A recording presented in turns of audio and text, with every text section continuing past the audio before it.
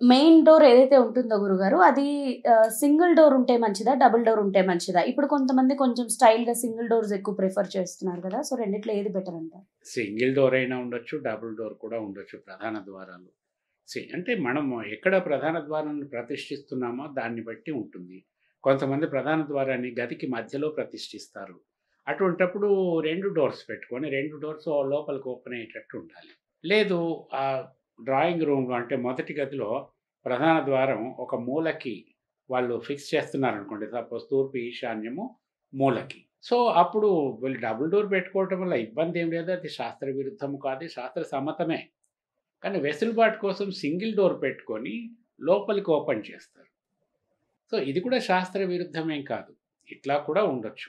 గది మధ్యలో మనము ద్వారం పెట్టినప్పుడు ఏంటంటే సింగిల్ డోర్ పెట్టుకుంటే అది సౌలభ్యంగా ఉండదు. డబుల్ డోర్ పెట్టుకుంటే 2 వైపులా ఓపెన్ అయినప్పుడు సపోజ్ 3:30 అడుగులు తలుపు పెట్టామనుకోండి. 2, 2 అడుగుల ద్వారాలుంటాయి. ఓపెన్ చేసుకొని ఈజీగా నడవగలుగుతారు. ఇదొకటే 3 అడుగులో, 3:30 అడుగులో సింగిల్ ఉన్నప్పుడు గది మధ్యలో ఓపెన్ చేస్తే ఒక దిక్కు బ్లాక్ అవుతుంది. ఆ ఇబ్బంది ఉంటుంది. సో, 2 ద్వారాలు పెట్టుకున్నా, ఒక ద్వారం పెట్టుకున్నా అది శాస్త్ర విరుద్ధం కాదు. కానీ అక్కడున్న కన్వీనియన్స్‌ని కూడా చూసుకొని నిర్ణయం తీసుకుంటే మంచిది.